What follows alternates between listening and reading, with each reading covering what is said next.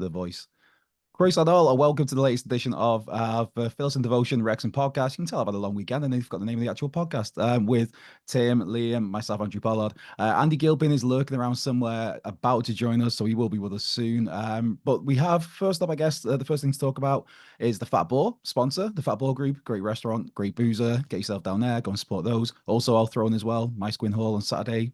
Paul Rutherford, Mark Harrington coming to be guests. So there's a couple of tickets left for that, so get that while we can. We've also, there's the newsletter. If Tim, do you want to give some spiel on the newsletter, or Gilpo if he's joined and around? Yeah.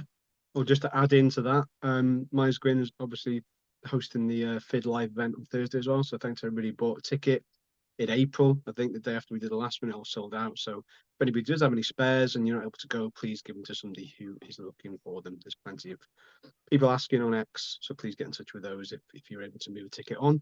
And yeah, newsletter.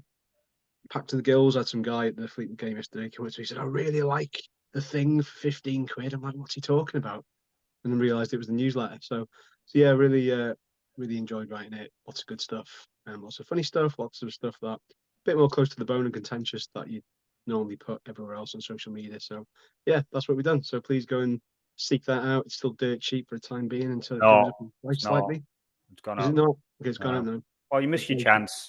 It's now 40 quid. There's nothing I can do about it. It's still good value, but it's still less than £1 a week. And for that, you get about 2,500 words. As you can hear, the grouch that is Gilpin has now joined us after sorting out his supposed internet ghosts and wanderings. So yeah, so that's that. Anyway, back to you, Mr. Pollard. Yes, I'm really intrigued by this because, as I said, I've been away at a wedding up in Yorkshire. Congratulations to Rich and Sophie on a fantastic wedding, a fantastic few days. It's been a lot of fun. There's been a lot of booze. There's been, my voice, as you might notice, is a little bit raspy and a bit knackered. But I spent like 4.5 hours on the train back from Yorkshire today. Got back about half an hour ago. But the main point I'm getting to is I've been out of the loop since like Thursday early doors, because signal's been dreadful. So I was not at the Fleetwood game, and I was one of those people that had a genuine valid excuse, unlike Liam, who blamed it on his kid before we started recording. So I'm intrigued to do this so I can get the thoughts on how things went against Fleetwood. Literally, we managed to just about get enough signal to get the score and the result, and that was it. So, in the words of Craig David, can you fill me in? Wow. Okay. So yeah, well, just because I've probably just got some ADHD going on myself, just to stick to my agenda, the things that we have got coming up, we are going to discuss the new signing, and we are going to discuss the League One preview soon enough.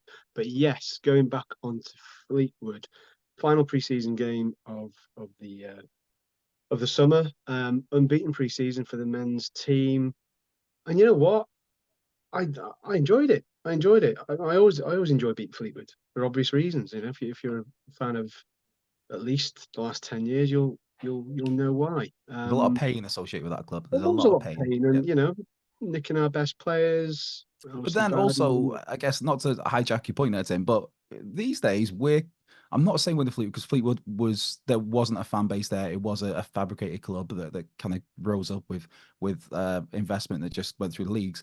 But the kind of sentiment with ourselves at the time was, well, Fleetwood are coming in for our best players because they've got loads more money than we have. And we have an element of that now. Where some people see us. We're not. I'm not saying we're the same, but like some people will see us. Maybe some less educated fans will see us. We've not weakened a rival team in the same division at the tail end of the season. Yeah, but we would if we could. There's no. But we haven't. But we would if we could. Yeah. If the chance arose for us to sign, I'm having it as there's an element of morality that Wrexham possessed that Fleetwood didn't, and I will not deviate. There is morality, but I don't think we're not all like sunshines, rainbows, lollipops, and all that in that regard. Well, Fleetwood. They got turned over and deserved it. Arthur Hardy had to make a save. I like it starts with Arthur. Well, we didn't have to sort of get out of third gear, to be honest. I just thought we controlled the game really well, passed the ball very, very fast. And I think the weird thing is there's a bit of a small negative reaction to it. Like, oh, I can't believe there's only 6,000 people there and we're lacking a cutting edge. And I'm like, well, is 8 goals scored in 4 preseason games that bad? And is 6 and a bit thousand people for it's not exactly it's not glamour friendly, is it? Yeah. So I don't, people are still on holiday, and it wasn't the cheapest price point for it. So I still think it was an encouraging encouraging attendance. It's a friendly. Nobody's going to go in full tilt unless you speak to James McLean in the last minute, of course, with bit of handbags that Will Boyle also got involved with. So, see, I've not seen this either. Again, like I said, I was totally out yeah, of the loop. We got the score. I heard bits and bobs, but yeah, then I heard there was handbags. So, Andy, were you at the game as well, or did you might not make it up? I guess that's a bit of a trek, to be fair, for a friendly against Fleetwood. Yeah, So yeah, I'm not going to do that for a friendly, mate. I'm going to be honest. shit, mate, absolute shit, that is.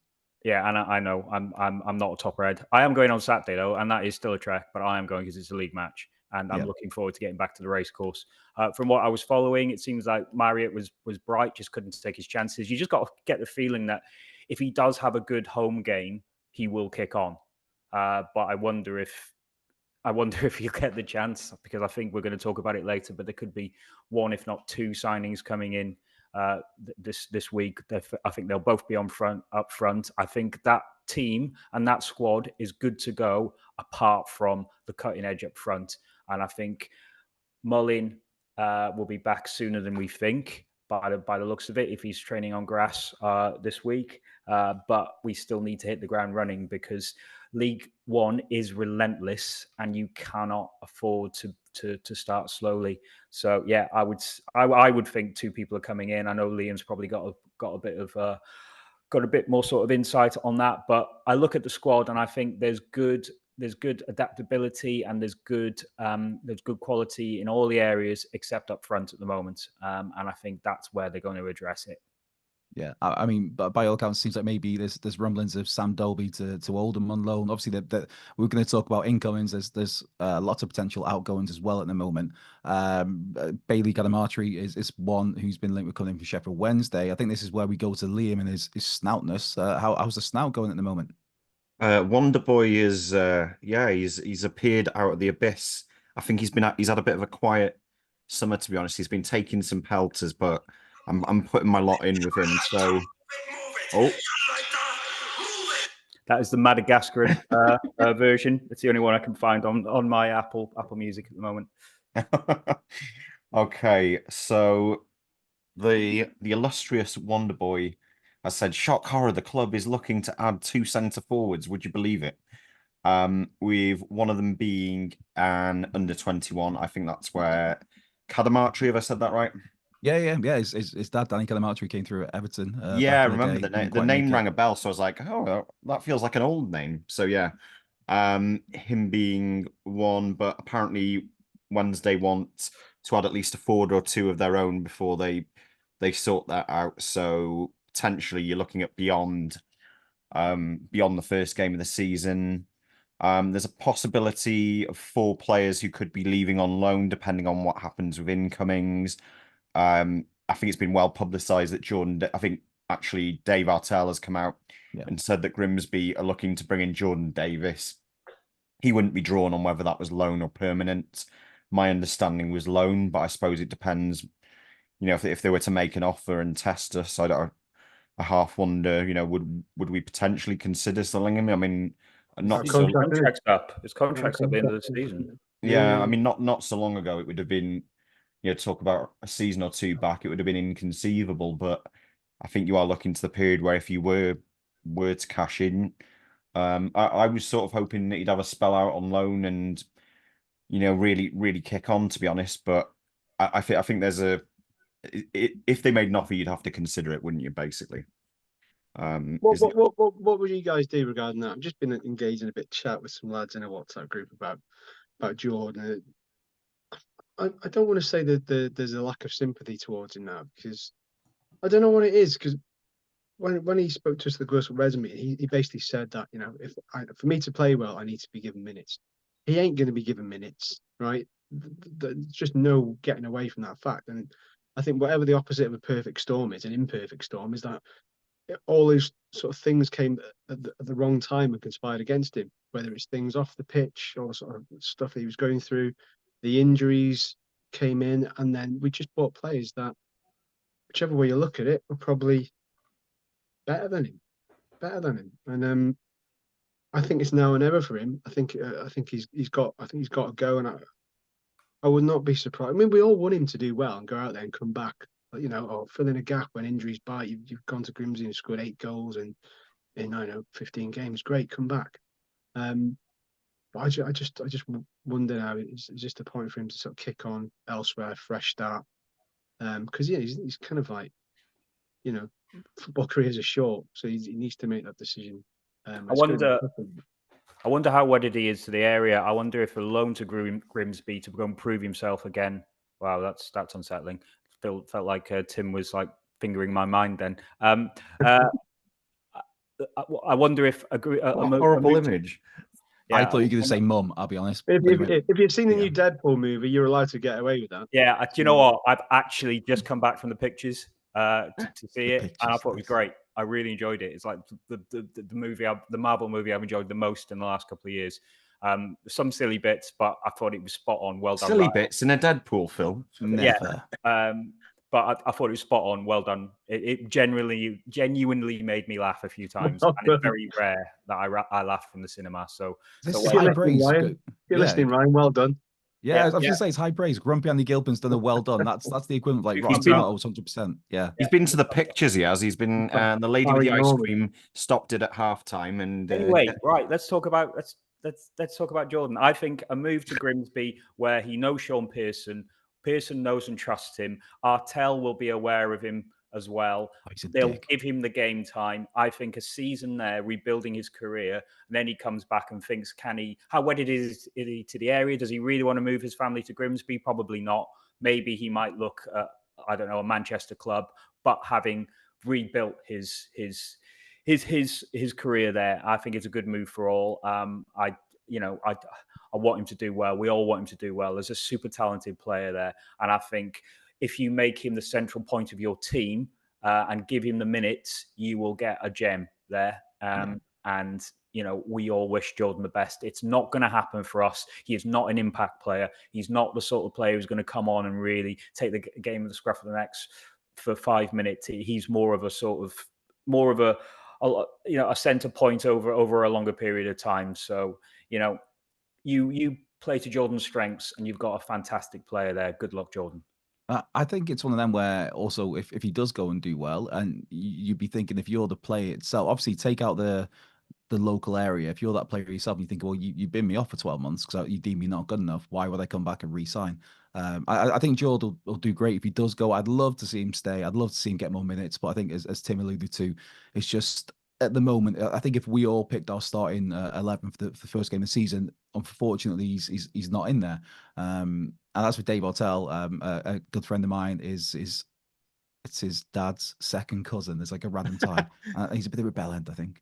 So Dave, if you do get him, Dave, look after him. Look after Joe. There's a hell of a player. Bellend?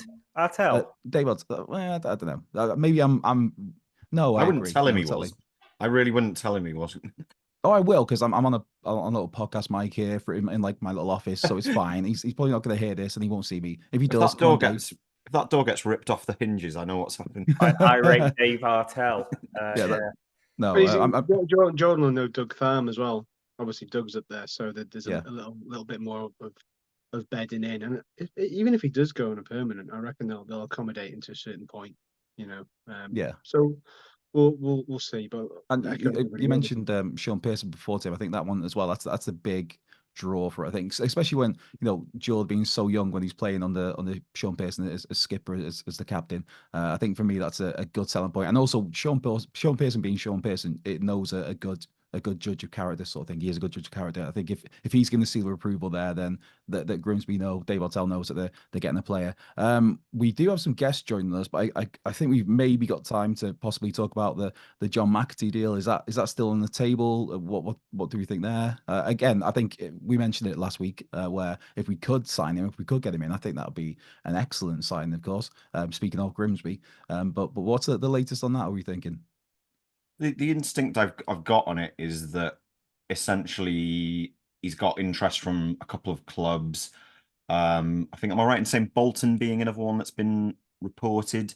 It strikes me that the amount that's been asked for sounds like quite a lot. So I feel like with Parkinson, he's willing to go right down to the wire in terms of, with making his decisions. He's got look at how many under 21 strikers we've been linked with. It's clear he's after one, but he's keeping his options open.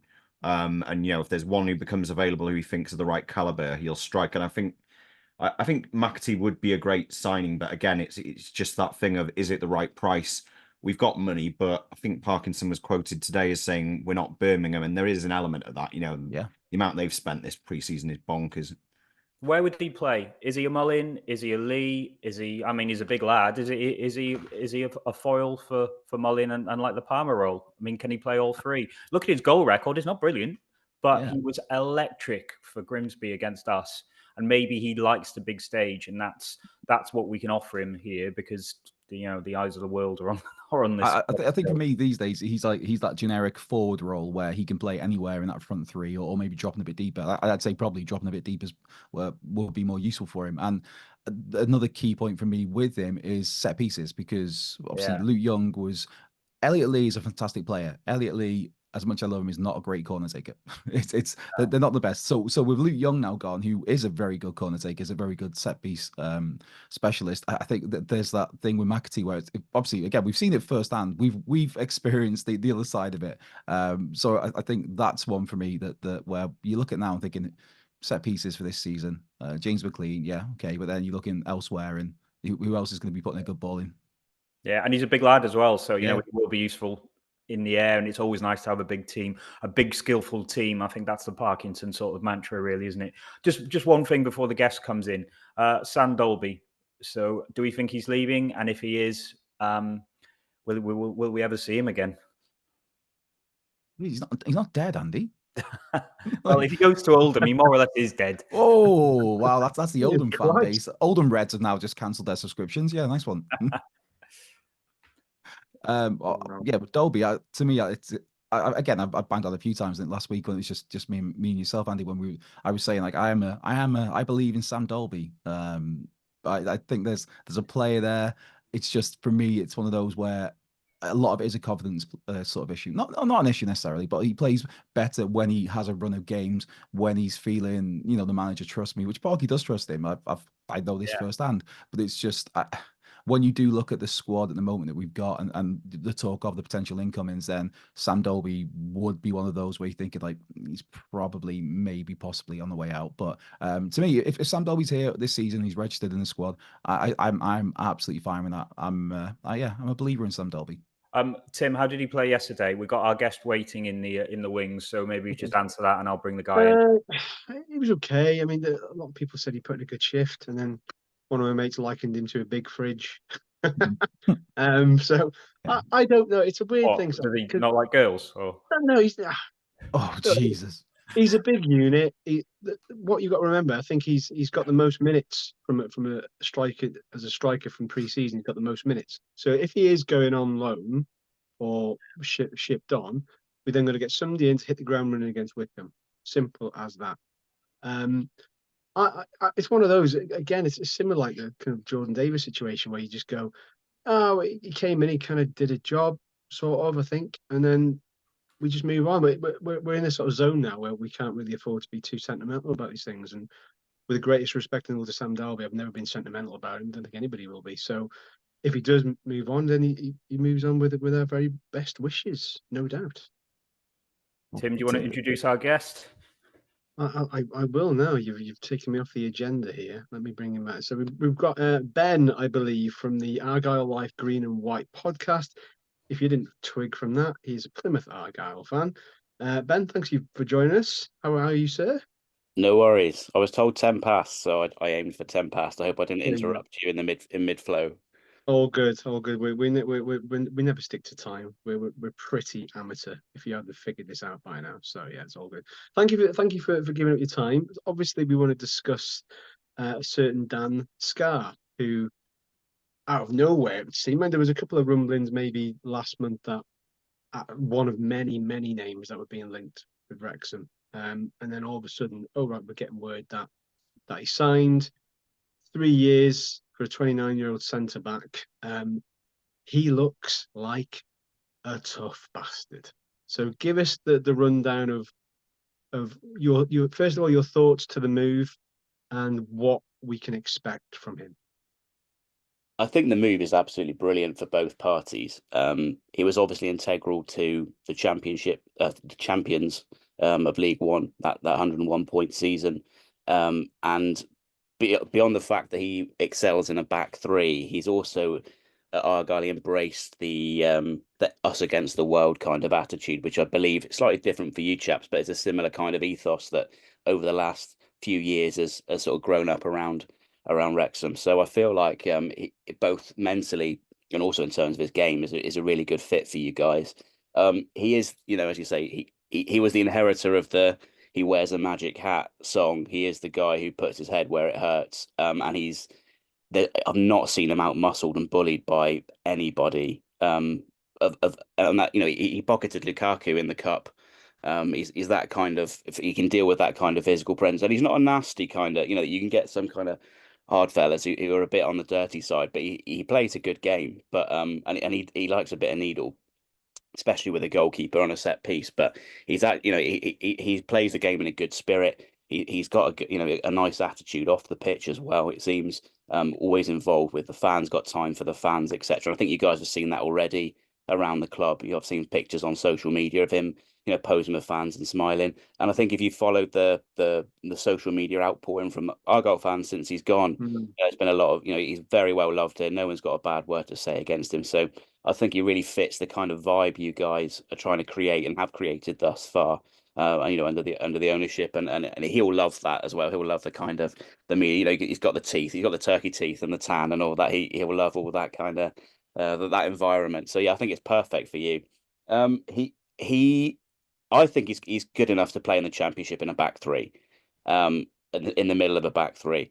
He traditionally play if he's in a two, he's on the right of the back four.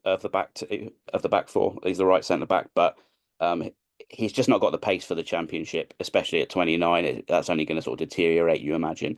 So I can understand why this move has come about. I would love to have seen him stay, to be honest, because I think there might come a time in this season when, whether it's Wayne Rooney or another manager, realizes that our squad suits a back five rather than a back four, and we transitioned back to to three centre backs, in which case he'd be brilliant. But he's easily good enough he's going to be one of the best middle centre backs if you in League One. I think he is got the age isn't a problem. I don't think he's had many injury scares at all, and when they have been, they've been very brief. He's in excellent shape, so there's no worries on that account. Style of play, he's actually a really good passer of the ball. He's not that great when he's under pressure, but when he's got time to pick out a pass, he sprays the ball around brilliantly, and I think the underlying data will back that up. Although a lot of people will criticise his passing, because I think coming into the Championship last season, it was the whole squad was quite surprised by the jump in quality of opposition. So to early doors, there was the back four really struggled to adapt to the new system, and there was a lot of hairy moments involving everybody at the back. And there were a few moments where he did look out of his depth in a four. Got sent off versus QPR, for example, lunging in. But when the team returned to a back five under Foster, and he got frozen out under Foster, but then under the caretakership of the director of football, Neil Dewsnip, and the coach Kevin Nanskaville, who stays here sort of like through thick and thin. He's always at the club down here. Under those two as caretakers, he played a really pivotal role in the sort of turnaround after Foster got sacked to keep us up. He was really recognised as one of the key components of both the dressing room and performers on the pitch to keep Argyle up last season. So he's definitely able to play at a higher level than where he's at. But I think the chance to be a big fish in a smaller pond, perhaps, and also to be to be playing regularly, not have to worry about fighting for his place. He should, I would think, be banging on the manager's door for a starting place straight away. And the ability to, it's much more fun, isn't it, to try and win a promotion. I think you guys will be setting your sights above survival, maybe not promotion just yet, but within a couple of years, while he's still under contract, he'll be, I imagine, aiming to get you guys right to the top of the table and be aiming to be playing regularly and enjoying his football doing that, rather than hanging around the the bench at Argyle. So yeah, definitely, I think it's a good move for him. He deserves it, and I think it's a great move for you guys too. Ben, would you say he's captain material? We're missing a captain at the moment. Absolutely, yeah, absolutely. One of the reasons he was out of favour under the manager, it's strongly rumoured, is that he stood up to Ian Foster early doors during his tenure and said, "Hang on, some of this stuff isn't." I'm not going to. There's a lot of hearsay, but there's rumours that Ian Foster came in and tried to sort of rule with an iron fist to a certain degree, and Dan Scarr was one of the ones who stood up for the squad and said, "Hang on, there's not much of a need for this, really," and that sort of put him out of favour. Now, again, that is hearsay, but it's pretty well supported. When Foster went, there were a few notable members of the team who were sort of celebrated and applauded by the rest of the squad, and Dan Scarr was one of those. And not only did the rest of the team seem to look up to him during that period and for what he might have done behind the scenes for the team, but then on the pitch thereafter, in the run-in, starting with the Leicester game, I think when he came in, he was an absolute colossus on the pitch, a real leader. We have a strange situation where we've got a very standout player in Morgan Whittaker, who inherited the captaincy under Ian Foster. Previously, it had been with Jordan Houghton, who was sort of the brains on the pitch for Stephen Schumacher, but then not necessarily under. So our captaincy issue is all over the place. But Dan Scarr is 100% a great leader of men. All the team seem to love him. Again, the squad, but really saying what a fantastic bloke he is, how much they'll miss him, etc. You see the photos of when anyone's got a party among the squads, Dan Scarr's always there. He's always out with. He's a very gregarious sort of person. I think he'd definitely be a great captain for you guys. Wow, Ben, I think you've covered for give me a glowing report of your departing defender. Give us an idea of what it takes to get out of League One into Championship, because you managed it the season before last, I think, rightly. Now we see survival last year.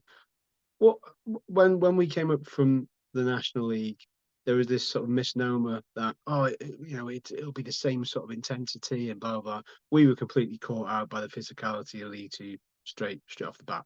So we're expecting that to up itself again in League One. Just give us an idea of the sort of differences between League One, what it takes to get out of the division, and then what we should be braced for in the Championship should we ever get there. It was, even the players mentioned, and some of them have already played Championship football before in their careers, but kept moving up to the Championship. Just the intensity of the game was incredible. It took them a couple of months to adjust. I imagine it might not be quite so intense for you guys, but there will be an increase in speed, in press speed, in the tactical flexibility within games, which obviously gets dealt with off the pitch, but the manager and the coaches will have to respond in game. And I think that with League One, it's you need not only the momentum and the quality in the squad and all those things, but you also need a bit of luck. You need to play people at the right times when they've got a dip in form. You need to not get your injuries at times when it's not going to cost you too bad, or not get them all in the same position, etc. Unless you've got the money, but the money doesn't always do it anyway. Ipswich spent the right way. They threw a lot of money at it and went up, but they still finished second. They only steamrolled the league for the second half of the season, but the first half they struggled, and it's one of those situations where you can get it right for sort of 4 or 5 months, and that's still not going to be good enough. So it's a really weird league. You see it online when Birmingham have come down and their fans are talking about how they're going to walk the league, and there's so many fans from clubs who've gone down and stayed down for a while or are stuck down there still saying it's not going to be as easy as you think. It really is a bit of a dogfight. That said, I think it's a league where good coaching and good structures and good practices within the club make a lot of difference, good environments, etc. Because it's kind of that meeting point between the really upper tier of clubs and of operations and sort of some of the maybe less well-run clubs and sort of dodgier owners and sort of practices going on. So I feel like that does help. That helped Argyle a lot, having a togetherness, a culture within the club. Because we didn't, we had like a sort of mid-table budget when we won the league, and we were written off. It was Wednesday and Ipswich and the other teams who were touted to go up, and it was really only that togetherness that the manager brought, that Stephen Schumacher at the time brought to the dressing room and the squad, to, backs against the wall mentality that really got them over the line. I think you guys are well poised. As a Welsh club in the English League, even before the owners came in and the sort of the media circus that fans tend to dislike. And I imagine you're a sculpt lots of teams in whatever competition you're playing want to try and take. That's a great place to sort of build a good community, sort of build us against the wall mentality. That sort of attitude is if you've got players who will buy into that, is a great way to make the difference in League One. The Championship, we're just hoping to survive again this season, and hopefully you can have me back on in a year or two, and I'll let you know what it's like to improve. Ben, can I just have a quick word about Callum Burton, the keeper? We bought him as a backup. Was he the same for you? Did he ever let you down? No, he was an excellent keeper. Really well loved, and he came in at the end of our Championship season. Sorry, I keep saying Championship. Our title-winning season in League One. He came in at the end to replace the injured Michael Cooper and acquitted himself really admirably. He famously sort of saved a few penalties on the way to the Pizza Cup final, which the less said about the better for us. But he's a very competent keeper. He's not, if he deputised for Michael Cooper very well. And even when Conor Hazard was brought in at the start of last season, our first season in the Championship, and I think that was a surprise both to him and certainly took the fans by surprise. He didn't throw his toys out of the pram. He saw out the last year of his contract with a lot of good grace. He was in with the fans. One of the away games I recall. Didn't say anything bad against the club, even though on the way out he sort of said he was disappointed with the way sort of that had been handled. He didn't say anything at the time. So again, in that mold of good characters to have around the dressing room, a real good professional, someone who even when he wasn't playing was happy to get behind the lads and do what he could to support the number one, help him train, etc., and being ready. So I mean, he's not maybe a Championship level keeper, but certainly as a backup for League One is more than competent. Like I say, came in and helped. We had a really great run of results at the end of the season. He was quite important in that. So yeah, he's first and foremost a really nice guy, good professional, and secondly more than competent as a backup for sure. I just want to show you something before Tim comes in with the final sort of question. So I think this actually might be from your Twitter, but prepare yourself, Ben, because you never know what Andy's going to show. Yeah. Oh yeah. Oh, you're going to show the video? Yeah. I see if this works. It is very good if it works. Yeah, great. I mean, he should be the keeper. Yeah. So just the context, that is Dan Scarr catching a flare so nonchalantly against in the parade when you went up as you were League One champions, weren't you? Yes. Yeah. On what appears to be a 1970s bus. That's a very indiscriminate looking bus. We're a bit parochial still. It's down here, but no, he's that sort of lad. There's very famous. There's pictures of him pulling pints behind the club bar. There's that him with the pyro with a bucket hat on is a poster that we that Argyle Life sell in the merch shop and stuff. He's really well loved, and he is a real character in the good way, not in the kind of everyone loves a crazy lad who sort of like gets up to mischief, but he really is a great influence in the dressing room and the captain material, like we said earlier. I'm so glad you said that, because when I never judge a book by its cover. When I first saw him, I was like, he reminds me of Ollie McBurney, and I can't stand Ollie McBurney. Yeah, that's exactly what I was trying to get at earlier when I say you sort of get some guys you like to be, like the needle and like a bit of the. Yeah. He's not that sort at all. No, he's a really sound fella. Happy days. Ben, thank you so much for giving up your time. We've got another Ben coming on in a minute, so we will let you go.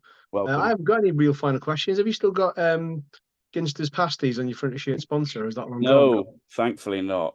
Awful things. Really? No. It's quite. I thought it was like synonymous with Plymouth. It's quite a good sponsor. The logo looks good, but horrible product. No.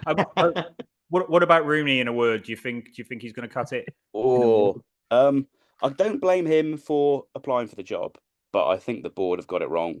to have appointed him. I think he interviewed very well, and they were a bit blinded by that rather than. But like I said, one word. I'm not going to give you any more spiel. We will see. I hope I am wrong.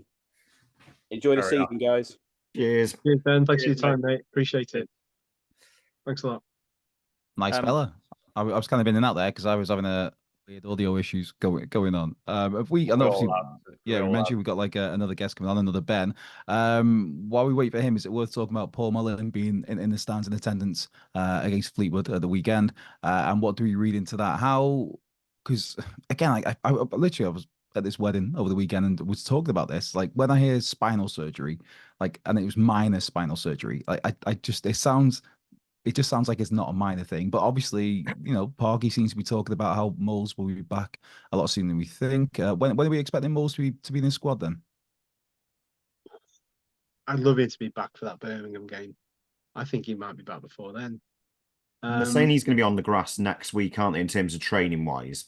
Well, yeah. They said that Parky said that they expect him to be out, but then I think our mutual friend Wonderboy said that he's already been out on the grass, and that would not at all surprise me. I mean, he's going to be. I think he's going to be ahead of where he was last season, regardless. Because I think they're completely different injuries. That was a really, really bad one last year, which he did come back too soon. I think he'd even admit that. But I just think this one was obviously a tweak to get him back to 100%. I think he was probably operating on up to about 90% last year and still doing the business. So yeah, because I think he said it's like 3 years with that he's had this. Yeah, I was going to say, going on. Yeah, I've got a strong feeling he's been carrying it since he first came. Almost. Yeah. So it can only bode well for us. I think if we can navigate the first sort of half a dozen games without him, give or take, I don't think it's going to be much more either side of that, whether we get him back before 6 games or after. I think we will. Yesterday, people were mentioning on X that they're worried where the goals are going to come from. I'm like, why are you worried? Like, I want to get away from this idea that we're this one-team man when we're not. And it was a similar thing with Wales and Gareth Bale. The sort of focus is on somebody who pulls it out of the fire all the time. But we coped last year, give or take. There was a couple of little dodgy moments, but there's goal threats all over that team. There is. You get the set pieces. We've got big lads to go in there now as well. So I'm not massively worried. And you know what? I think Jack Marriott will come good.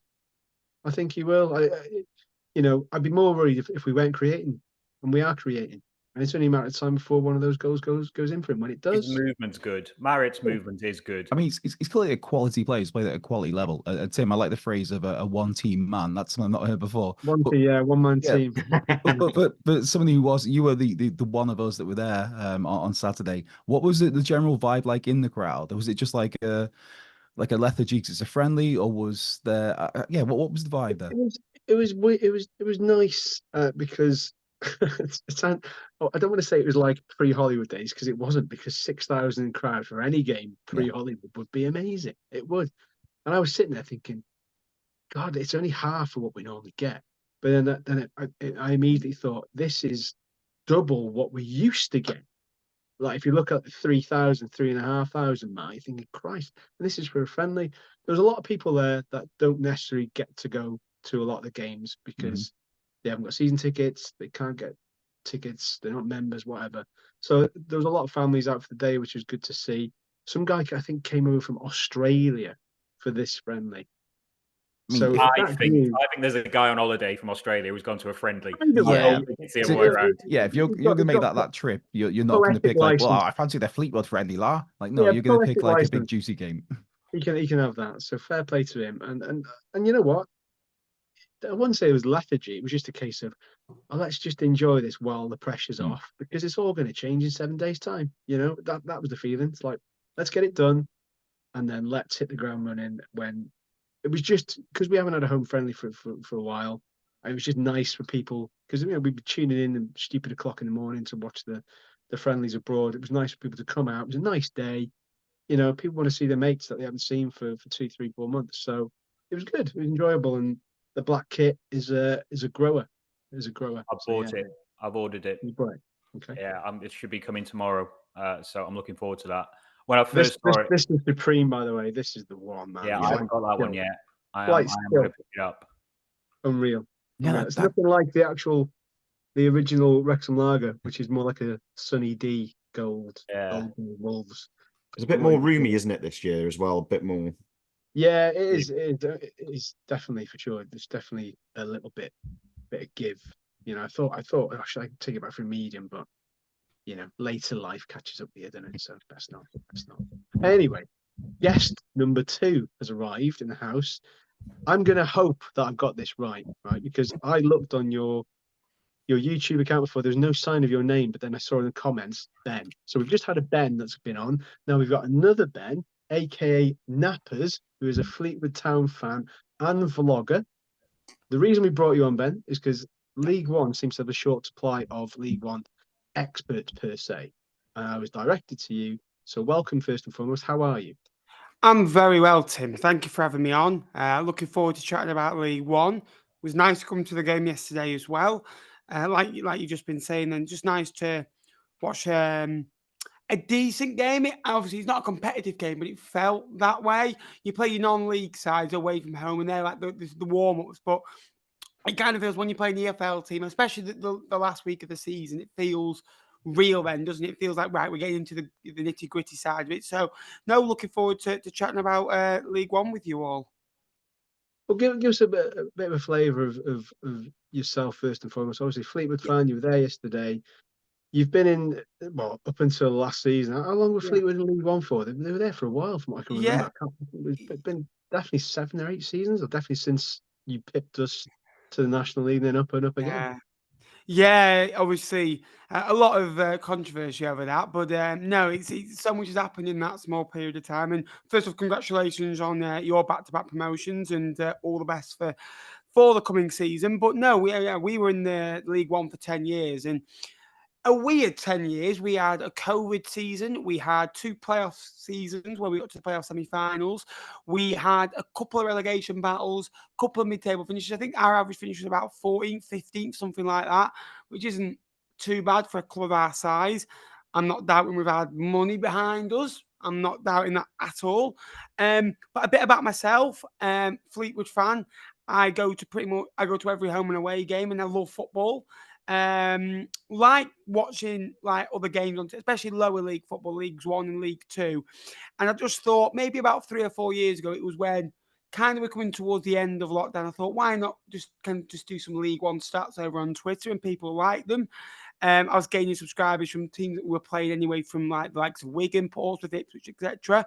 Then just decided to cover League One in general. And like every Sunday night, 8 o'clock, we go live on a Sunday on YouTube, and that's available throughout the week as well. We do League One videos. So no, really enjoy it. Doing that with League Two now as well on top. So no, enjoy the third tier. It feels kind of like the last league where you've got your genuine people at different football clubs. It feels like the Championship is where you want to be, don't get me wrong, but League One feels like, right, it's a good place to be for a smaller club. Obviously, you've got bigger ambitions, but no, I absolutely love covering League One, and because you've got your clubs like your Boltons, your Wrexhams, you know, up to last year, your Portsmouth, then you've got the likes of, you know, Fleetwood, Burton, Cambridge, Shrewsbury's, you know, Crawley's that have seasons in there as well. And I mean, we'll bow to your superior knowledge for League One, because it's been 20 years since we were last in it. Lots changed in that time. Now, obviously, our sights have been firmly fixed on Wealdstone away or Grays Athletic for like the best part of 14, 15 years. So I didn't really take that much notice of the League One structure over the course of the seasons, up until the business end of the season, you know, who's going up, who's going down, the usual kind of, you know, passive interest, if you like. Is it fair to say that this season's League One structure, in terms of the teams that are in it, would you go as far as to say that that is the strongest League One lineup that's been for a considerable amount of time? Yeah, I think so. I think that you've obviously got Birmingham up there as the one that everyone's mentioning. There was 1-2 years ago where it was strong, where you had the 4 teams at the top, where you had Barnsley, you know, then Sheffield Wednesday, Plymouth, and Sunderland's, and those types of sides.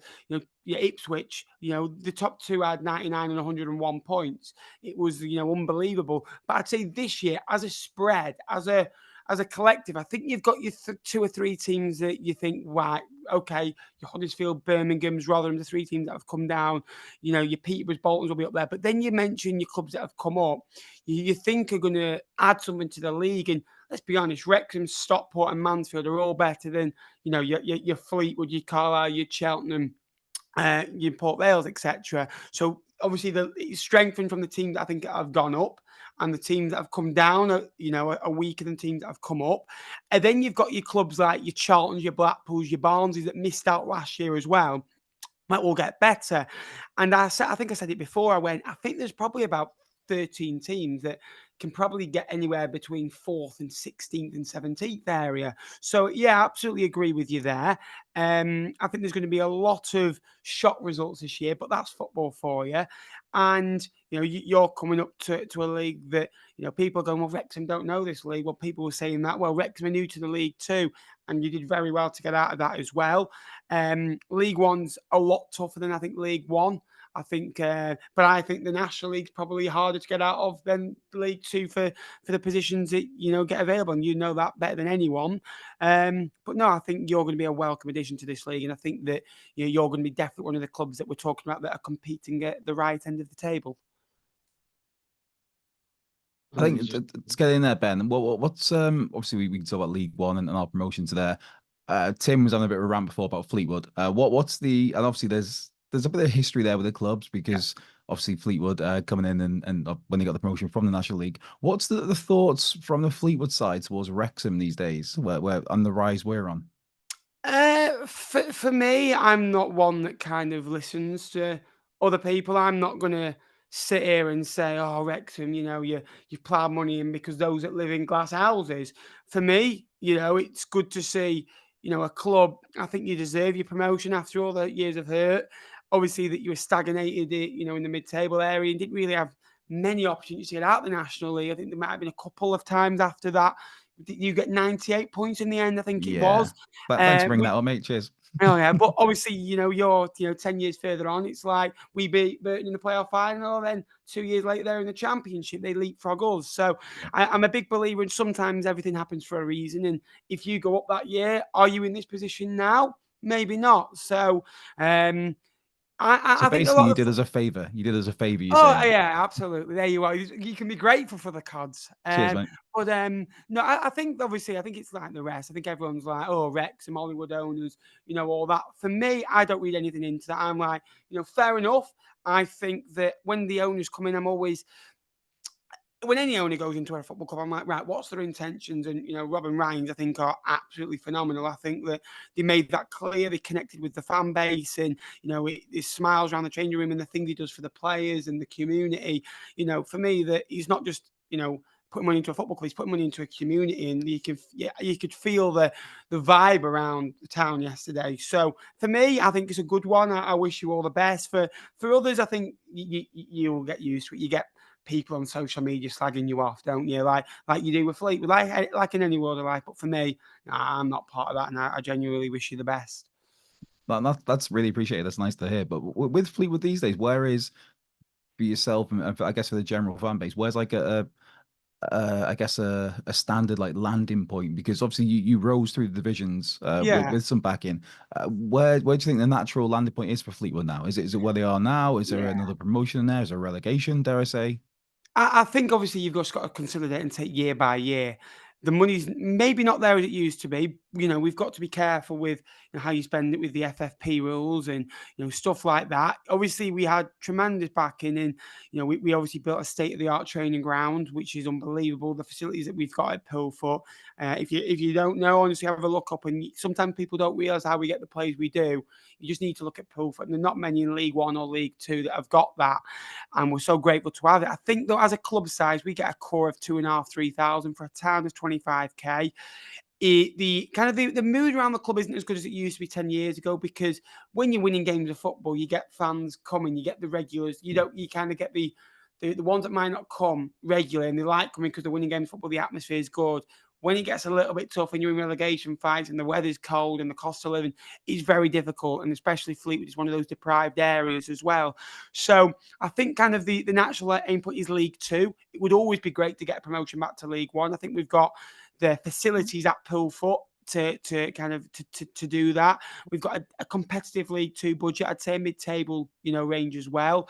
There's many clubs like Fleetwood in terms of budget as well. But yeah, I probably agree. I'm not one that, when we were knocking on the door of the Championship, losing £7 million a year, that was a massive fan of that. I'm more like, right, let's, clubs lose money, lose 3 million, but 7 million, I'm not a massive fan. Let's be careful with Fleetwood. Let's bring these young players in like we're doing now and sell them on. So that can be a good game, but you've got to be careful when you sell them, because look at Leicester, for example, sold all, the players, and then a relegation happens and it's knocked them for sixth a little bit.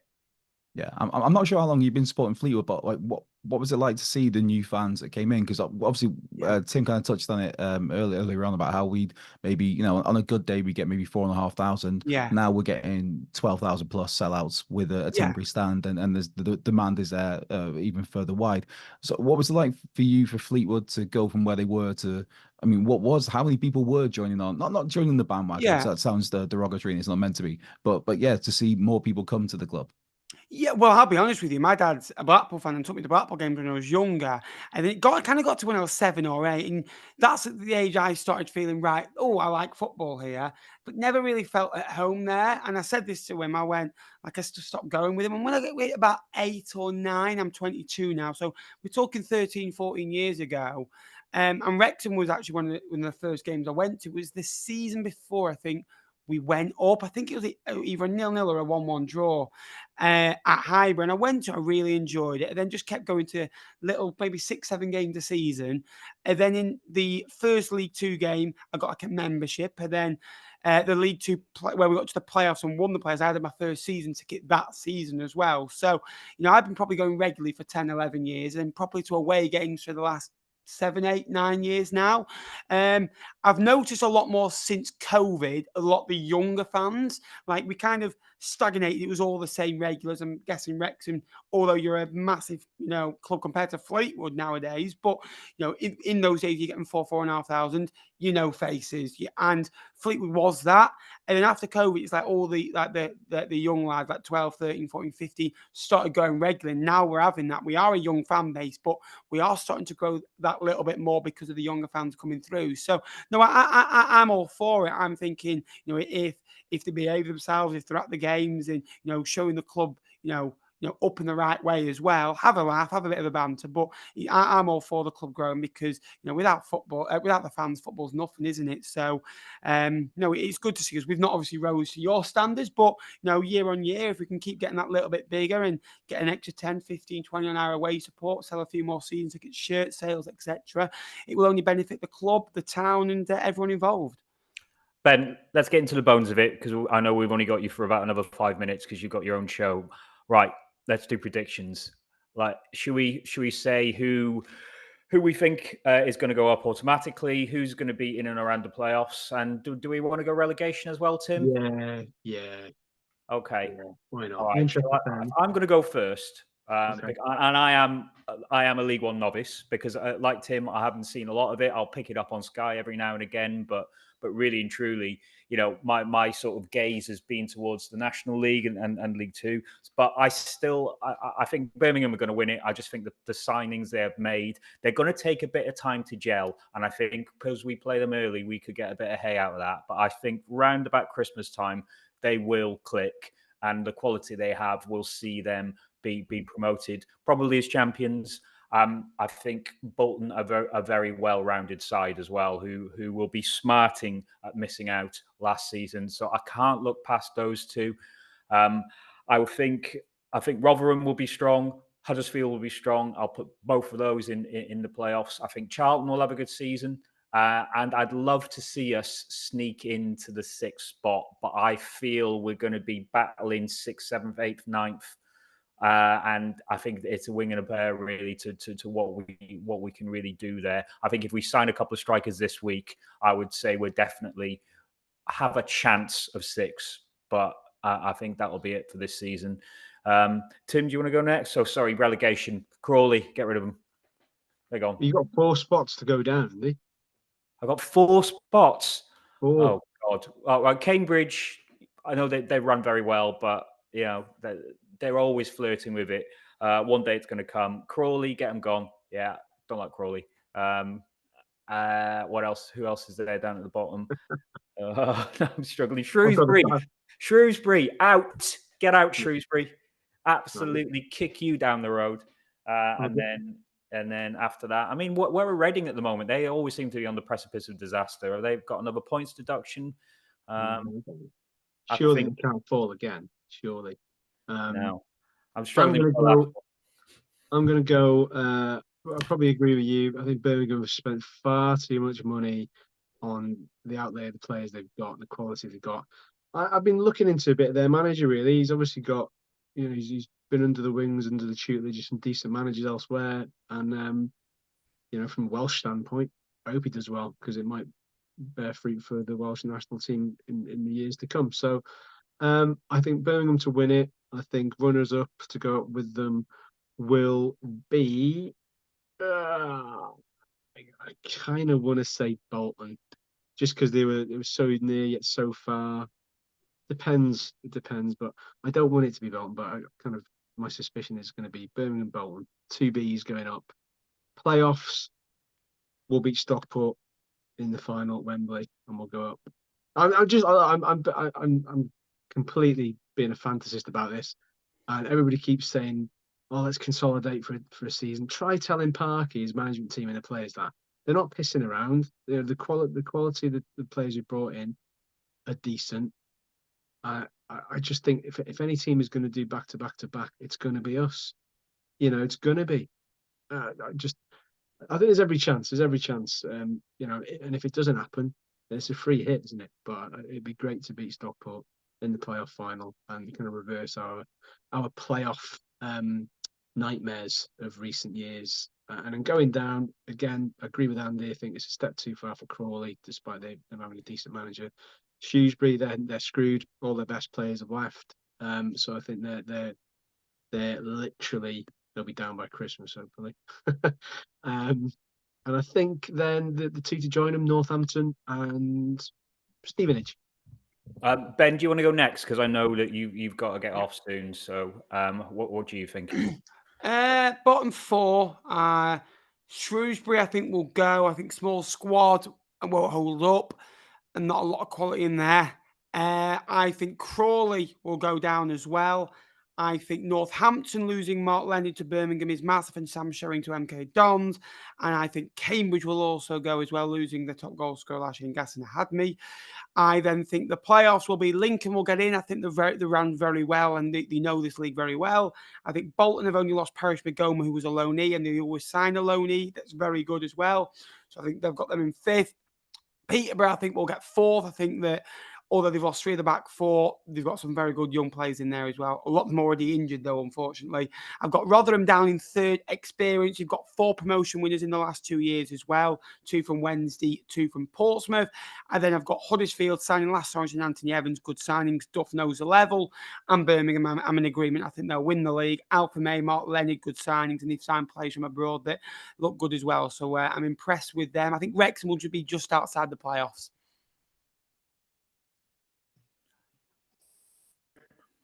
Andrew, do you want to go next? Okay, I wasn't sure if Ben was on his way out, so should we saying that Tarata him? Ben, we'll say goodbye, but you leave when you need to. Yeah. No problem. Thank you very much, guys. Brilliant, absolutely brilliant, mate. Cheers, mate. Good luck for the season. Cheers. Thank you. You too. Right, you gonna go then, Andrew? Yeah, I've pretty much got the same sort of sentiment. I fancy Huddersfield to maybe do something. I think Reading's a really interesting one with me, where I think it's either going to be, I don't wish this on any Reading fans, it's either going to be like a total car crash and they do drop again, or they could be like a cheeky playoff team. But other than that, it's the same sort of sentiment where I think Birmingham are the clear front runners. It's almost like how we were in the National League, and then in League Two, where it's like Wrexham are the heavy favourites, and then we obviously delivered. I think Birmingham are that, and with the money that Birmingham have been throwing around, much like we did, they have to deliver. Otherwise, that's just, you know, you bring on that pressure, and then you thrive on that pressure, and you deliver the goods. So yeah, I've got not too much to dwell on that. I think really, just to echo the thoughts that yourself, Andy, and Tim and Ben then have had. I think it's Stockport's an interesting one. Whether they can kick on again. Again, they've made a lot of signings already. Louis Barry's a great signing, you know, to get him back. Yeah, that was a massive one. That's a massive one for them. I can see them being above us. I mean, I know I said Charlton, but I think maybe in hindsight, Stockport are a good bet for the playoffs. Yeah. Liam, are you going to go for Leyton Orient and Exeter to win the league? No, I'm going to be dull and say Birmingham to win it, but most people are saying Bolton second. I'm going to say Rotherham, purely from the fact he's not fashionable. Not many people like him, but Steve Evans is good at what he does, even if what he does is being a shithouse.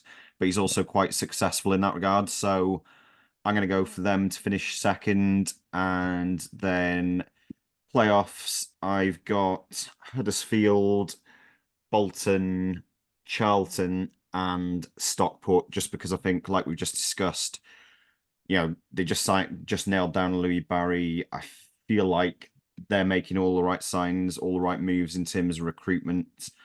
I think we'll finish top 10, maybe just outside the playoffs. But again, I think that depends on, I think this period between now and the end of August is going to be really important for us. If we can add a bit of extra quality up front, then that's, you know, the potential between sort of that's the difference between mid-table and pushing us higher up the table. So be an interesting one to watch. Down the bottom, I had Shrewsbury. Horrible club, horrible fans, get rid of them. Crawley, ditto. Cambridge and I'm not saying this to be controversial about a former employee of ours, Burton. I'm chucking them down the bottom as well. This is one of those rare occasions where we've all agreed on something. It happened to be the demise of Shrewsbury Town to what shame. I think when you mentioned Steve Evans before, it's like an interesting one with him where you have those players where it's like, God, he's an absolute bell end. But if he's playing for your club, you'd love him. Robbie Savage, prime example. James McLean. Is a prime example. I'm like, yeah, Steve Evans is, yeah, we will get to James McLean in a second. I think Steve Evans is that example of a manager where like he's such a prick, but I don't think he takes a thing of like, yeah, but you'd love him if it was your club. Like, nah, I really wouldn't. I think he's just a horrible, sweaty dick. Joey Barton doesn't like him. There's a comment he made. Who does Joey Barton like? There's like, well, Joey Barton made like a fattest comment to Steve Evans, saying he's slagging off the players for not being athletic enough. It's like, I think it's a bit rich. Steve Evans is saying that. I remember once it must have been when I was at the Wrexham Mail, so we're talking about 20 years ago. Someone from Boston phoned me up and said, "Would you link Steve Evans with the Wrexham job?" And I went, "Why?" He goes, "Because he wants it, and he wants the local media to link him with it." And I went, "Who's Steve Evans and where's Boston?" I didn't, but you know, that's a sort of character he is, that he briefs someone to try and get him the Wrexham job via me. All the people. Yeah. Well, thankfully that never happened. I mean, you can't. He is actually successful, but it's just like he's just comes across like a horrible dickhead. So yeah, thankfully he never came to our club. But people that are at our club are the players that might be in line to start on Saturday against Wycombe Wanderers, our first game of the season, first game back in League One in many a moon. What are we thinking in terms of starting 11? How much do we read into what we saw at the weekend against Fleetwood, the lineup there? Are we thinking, is that Parky's plan? Is there any changes you think might happen to that? Obviously, Tim, you were there. Is there anybody in particularly who made you impressed when they came on? Yeah, Revan, however you want to say it. I think he never lost the ball once. They never got near him. He ghosted past the defender at one point. I think it might be the big number 4 for Fleetwood. He was really, really, really good. But I just think he adds a bit of dynamism that we need down that left. So I would love to see him start. And then who else? Where does James McLean go though if he starts? Well, That's the thing. We this talked is about the this last thing. week. Me and Andy. It's like, does he go midfield? Does he maybe goes a false nine, a deep lying striker, or I mean, does James McLean make the starting lineup, or is he on the bench? Which is a crazy concept, and we'll get into James McLean again in a few more minutes in more detail. But yeah, I think Ravan for me would start, and then I'm just thinking. I mean, I would. It's gonna be Marriott, and I mean, you'd want Palmer in there probably at this point. It should be Palmer. I don't know if he's going to start him, but it should be Palmer because even 60 minutes of Palmer is probably more effective as a battering ram to then bring on Fletcher. I would go with that combination. I would definitely bring Ravan in. My thing is now, does Scarr start at the back in the centre, and does that move O'Connell to the Max role? And does Max start on the bench? Surely not. But yeah, it wouldn't surprise me if he just wants to go pure experience for the first game of the season. It wouldn't surprise me. Isn't it? It's his 100th league appearance for Wrexham for Max on Saturday if he starts. Really? Is it our 5,000th home game? I think. Bloody hell, that's a hell of a start There's for Max. something significant numbers knocking around for Saturday. And yeah, again, you can't drop Max. You can't just score a goal against Fleetwood and made it look easy. I don't see how you drop him because he's got the pace and he's got the passes, he's got the full works. To be honest, I don't see him being dropped. Does Tom O'Connor revert back into a midfield berth at some point? Now we've got the sort of versatility in defence. O'Connell left hand side. O'Connell left hand side where he can play. I can't see us dropping O'Connell. I think he's been great for us. That doesn't surprise me. I don't think O'Connor gets into our midfield three at the moment because I think Dobson will start. And I think as it's at home, he'll have Cannon to break the lines, and he'll have Lee. I think he might go McLean in the Mullin role, and maybe Palmer as well, which gives you a lot of adaptability in midfield. And then Marriott off the bench. I don't know. I mean, it's great that we've got so many options, and it all might change when we sign 2 strikers this week. We could field 10 defenders, couldn't we? Probably, if we wanted to. Yeah, I mean, the defensive, options we've got is absolutely ridiculous. So, there's not so much of a worry now because when injuries do bite, and if there's anything in defence, we're more than covered. I think we literally maybe lack another midfielder potentially, but definitely up front is where it's obviously stark. Despite my protests earlier to the contrary that we're going to struggle. I don't think we're going to struggle to score. I think we will score goals. My prediction for Saturday will be 3-1. Over to you, bold. I like it. All right, okay. Let's do predictions then. You've sort of teed it up. It's foolish to come back again. I think it would be tough. I think we'll eke out a 1-0 or 2-1 victory, but I think it'll be tight. Andrew? I'm going to go 3-0. Last season, I think maybe even the season before, every single game was 3-0, 3-0, 3-0. It rarely comes off, and obviously we've gone up another level, so it's like a higher standard. But hey, maybe I might tweak it to 2-0 now because it's a higher level. But no, I'm going to go 3-0. I think that's just purely because I like 3 and I like 0. So I'm going to go 3-0.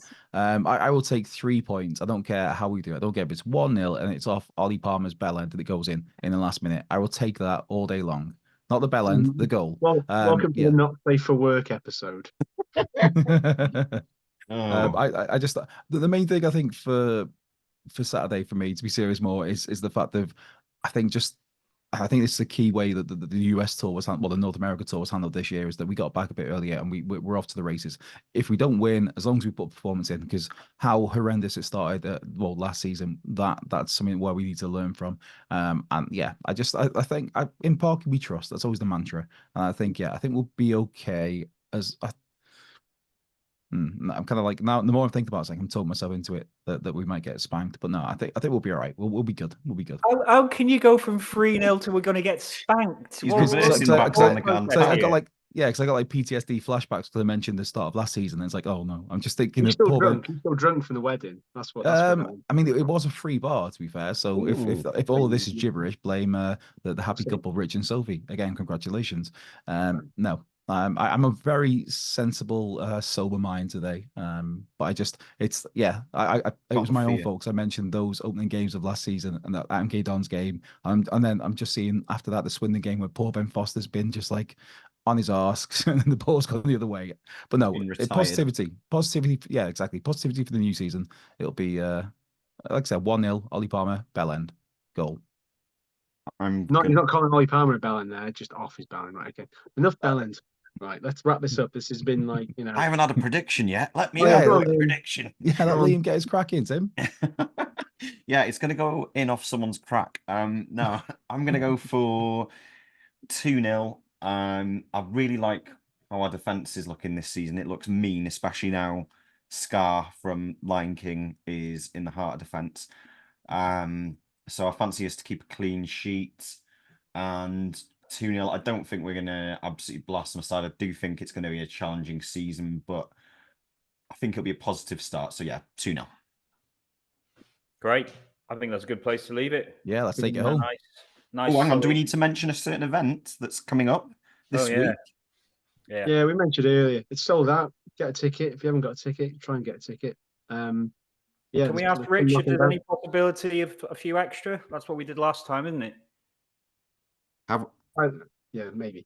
Have we confirmed all the guests yet, or are we savouring this for a social media announcement? I was thinking that. Yeah, I'm waiting to hear this. I might know the answers, but I'm waiting to hear anyway. For the public want to hear. Tim, are we revealing the lineup now? Oh, it's already out there. We've already put it out, haven't we? So, right. Yeah. Okay. Let's go through it. So we're having the theme is League One. We're going to have 2 from the 90s team, which is going to be Mark McGregor and Robin Gibson. We're going to have 2 from the noughties team, the one that went up in 2002, 2003, which is Lee Jones and Andy Holt.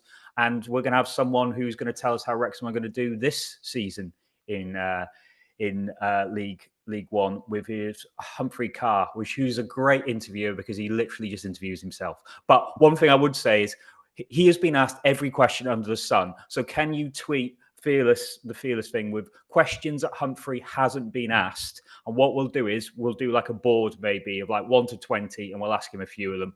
But questions that Humphrey Carr has never been asked. You can also send us questions to andrewgilpin@hotmail.com. No, you don't have to do that. You don't have to do that. I have a question for him because I'm not going to be at the event.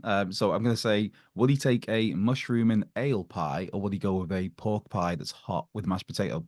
That's my question that he's probably never been asked. You said never been asked, so I'm going rogue there. It's not an actual sensible question, but it's a question he's probably never been asked. Okay, you're right. Let's not ruin a very, very, very productive podcast here, right? So right, we've done that. We've announced it. That's great. Like and subscribe. Follow us in all the platforms, all that Shazam. And yeah, I think this has been an enjoyable. Thanks to the guests for coming on. Thanks to everybody for listening. Thanks to everybody for commenting. Thanks for everybody for sharing. And then we'll be back next week to discuss the small matter of Sheffield United away and Bolton away. So that'll be fun as well. They come hard and fast, don't they, in this division? So happy days. So until then, thank you very much for listening and see you soon. Goodbye. Catch you later.